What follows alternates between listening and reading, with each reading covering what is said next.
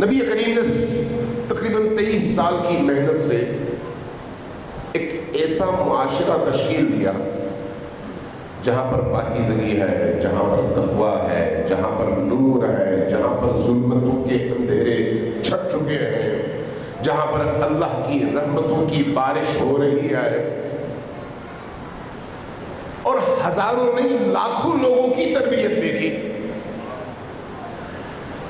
اس تربیت سے جو معاشرہ تشکیل پایا، اس معاشرے کو آپ اسلامی معاشرہ کہتے ہیں۔ اسلامی معاشرہ پہلے کیا تھا؟ بت پرست معاشرہ۔ پہلے کیا تھا؟ اپنے بچوں کو خود مارنے کا معاشرہ۔ ایسا معاشرہ جہاں پر آپ دیکھتے ہیں کہ مشرکین قریش اپنی بیٹیوں کو اپنے ہاتھوں سے دفناتے تھے، لیکن انہیں افسوس اور درد نہیں ہوتا تھا۔ یعنی مکمل طور پر حیوانیت سے بدتر ایک معاشرہ،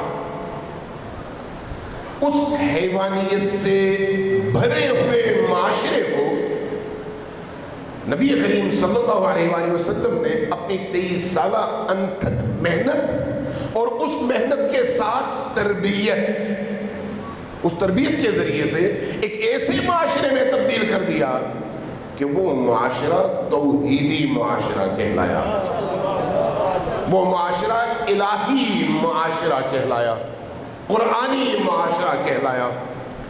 اس معاشرے کے اندر آپ جب کوئی فیکٹری لگاتے ہیں تو اس فیکٹری میں جو پروڈکٹ آپ تیار کرتے ہیں وہ معاشرے کے سامنے پیش کرتے ہیں کہ بھئی میں نے جو فیکٹری لگائی ہے اس کا محصول، اس کا حاصل یہ پروڈکٹ ہے۔ تو نبی کریم صلی اللہ علیہ وآلہ وسلم نے یہ جو انسان سازی کی فیکٹری لگائی، انسان سازی، انسان بنانے کی فیکٹری، ادھر حیوان، ان حیوانوں کو دین توحید اور دین قرآن میں داخل کرو، اور جب وہ اس دین کے پروسیس سے نکلے تو پھر وہ نمونہ بن جائے۔ تو نبی کریم صلی اللہ علیہ وآلہ وسلم نے اس پروسیس سے گزارنے کے بعد جس ہستی کو اس دینی پروسیس کے نتیجے میں شاہکار دین قرار دیا، اس شاہکار کا نام علی ابن ابی طالب ہے۔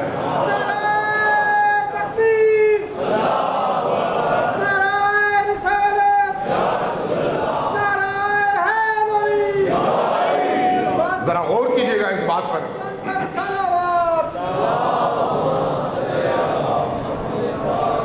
ذرا غور کیجئے گا اس بات پر۔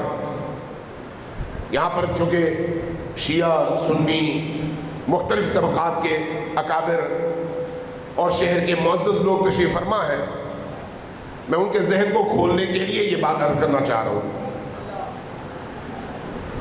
کہ جب ہم اہل البیت کی بات کرتے ہیں تو بعض اوقات لوگوں کو غلط فہمی ہوتی ہے، لوگ سمجھتے ہیں کہ ہم گویا صحابہ کے مقابلے میں اہل البیت کی بات کرتے ہیں۔ اس غلط فہمی کو اپنے ذہنوں سے نکال دیں، شیعہ بھی نکال دیں اور سنی بھی نکال دیں۔ ہم صحابہ کے مقابلے میں اہل البیت کی بات کر بھی نہیں سکتے۔ کیسے کر سکتے ہیں؟ مقابلہ جہاں پر ہو وہاں پر مقابلہ کروایا جاتا ہے۔ اہل البیت نبی کے گھر والے، صحابہ کرام نبی کے تربیت یافتہ، اہل البیت نبی کے محارم، صحابہ دروازے سے باہر، دونوں کا کوئی مقابلہ نہیں ہے۔ آپ کا دوست اور آپ کا بیٹا، دونوں میں آسمان زمین کا فرق ہوتا ہے۔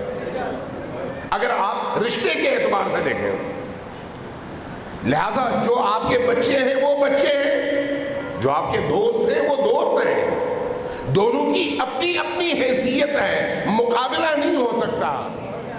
دوست کا دوست سے مقابلہ ہو سکتا ہے، بیٹے کا بیٹے سے مقابلہ ہو سکتا ہے، لیکن بیٹے کو دوست کے مقابلے میں لا کے مقابلہ نہیں ہو سکتا۔ دونوں الگ الگ حقیقتوں کا نام ہے. اور یہ میں نہیں کہتا، یہ کون کہتا ہے؟ یہ اللہ کہتا ہے، قرآن کہتا ہے. قرآن کیسے کہتا ہے؟ قرآن نے بے بانگ دہل بڑی اونچی آواز سے ایک جملہ ایسا کہا ہے جو آپ روز و شب سنتے ہیں اور یقیناً سر دھنتے بھی ہیں، لیکن ذرا غور کیجئے گا. قرآن کہتا ہے انما یرید اللہ لیذھب عنکم الرجس اہل البیت ویطہرکم تطہیرا.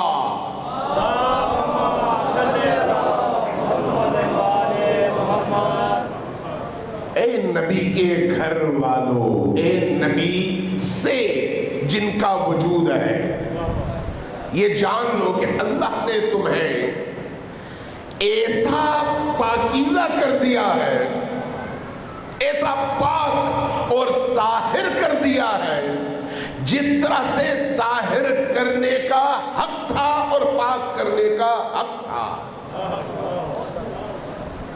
دوسرے لفظوں میں اہل البیت کی جب آپ بات کرتے ہیں تو اہل البیت کو اللہ تبارک و تعالیٰ نے طاہر و مطہر کر کے اس دنیا میں بھیجا ہے.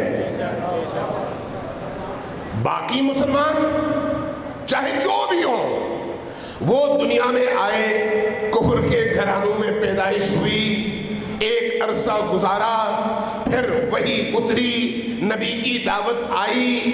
اس وقت تک وہ ہر وہ کام جو مشرک کرتے تھے وہ کرتے تھے، ہر وہ گناہ جو مشرکین انجام دیتے تھے وہ دیتے تھے.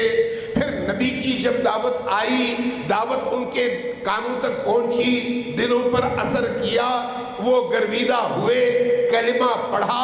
جب کلمہ پڑھا اور کہا لا الہ الا اللہ محمد الرسول اللہ، تو اس لا الہ الا اللہ محمد الرسول اللہ نے ان کو ظاہری طور پر پاک کر دیا.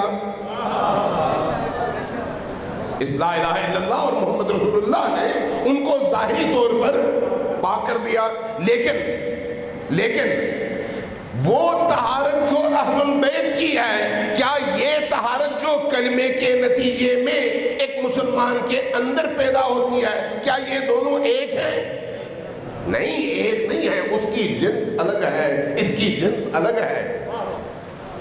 وہ عالم خلقت میں روز الست کی بات ہے کہ اللہ تبارک و تعالیٰ نے اہل البیت کی ارواح کی تخلیق کا جب ارادہ کیا تو اس ارادے میں تطہیر اہل البیت کار فرما تھا.